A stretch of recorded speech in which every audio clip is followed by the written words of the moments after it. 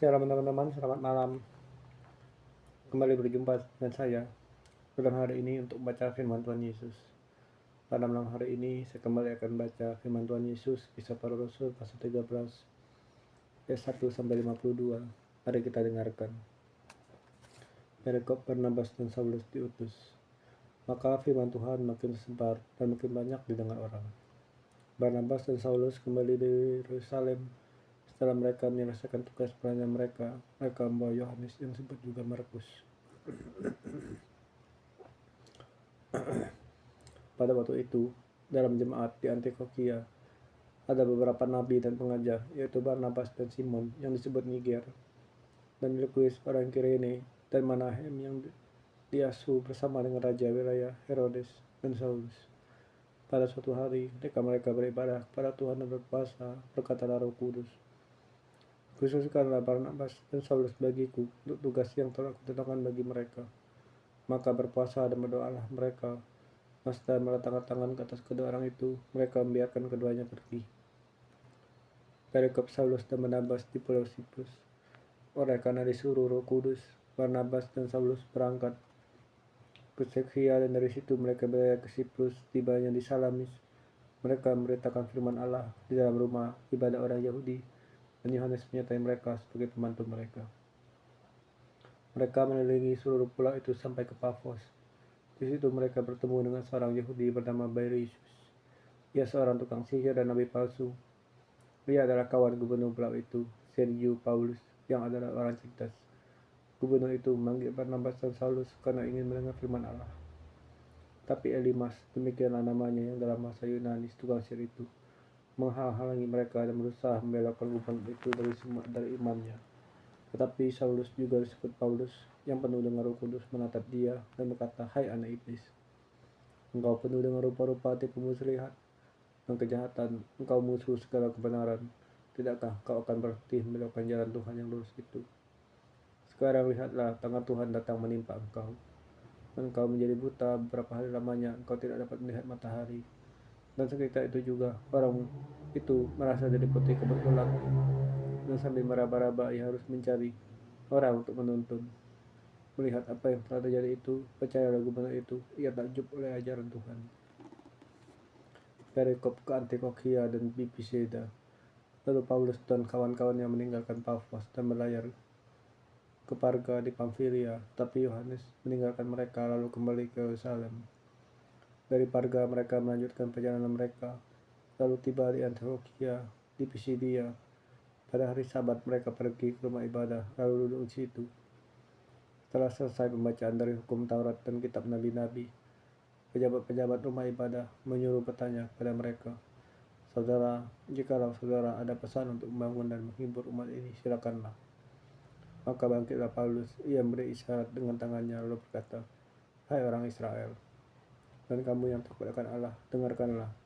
Allah umat Israel ini telah memilih nenek moyang kita dan membuat umat itu menjadi besar.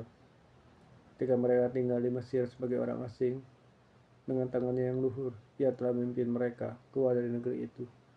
40 tahun lamanya, ia sabar terhadap tingkah laku mereka di padang gurun.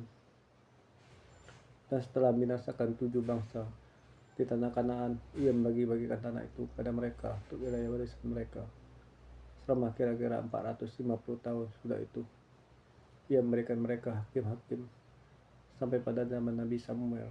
Kemudian mereka meminta seorang raja, dan Allah memberikan kepada mereka Saul bin Kis dari suku Benyamin 40 tahun lamanya.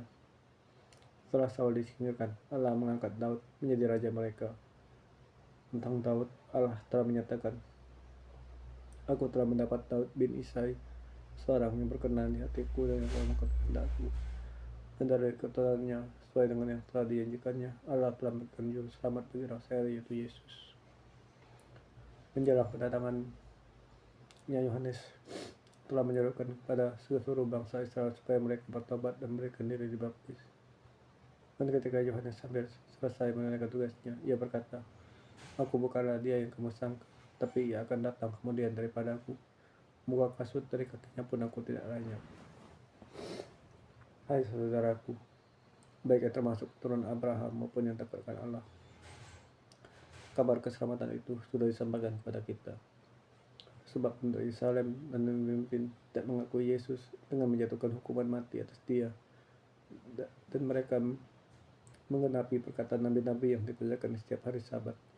Dan meskipun mereka tidak menemukan sesuatu yang dapat menjadi alasan untuk hukuman mati itu, namun mereka telah minta kepada Pilatus supaya ia dibunuh. Dan setelah mereka menggenapi segala sesuatu yang ada tertulis tentang dia, mereka menurunkan dia dari kayu salib dan membaringkannya di dalam kubur. Tapi Allah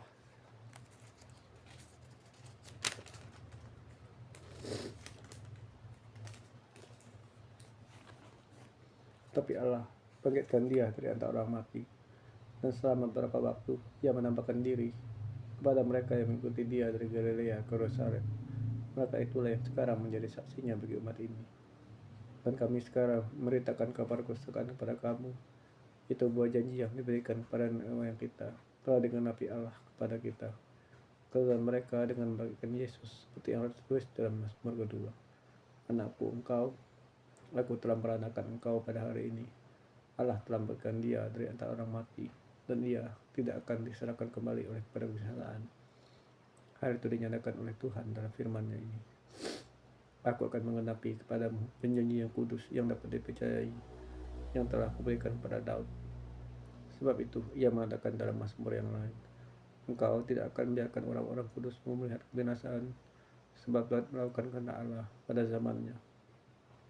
Lalu ia mangkat dan dibaringkan di samping nenek moyangnya, dan ia memang diserahkan kepada kebinasaan. Tapi Yesus yang dibangkitkan Allah tidak demikian.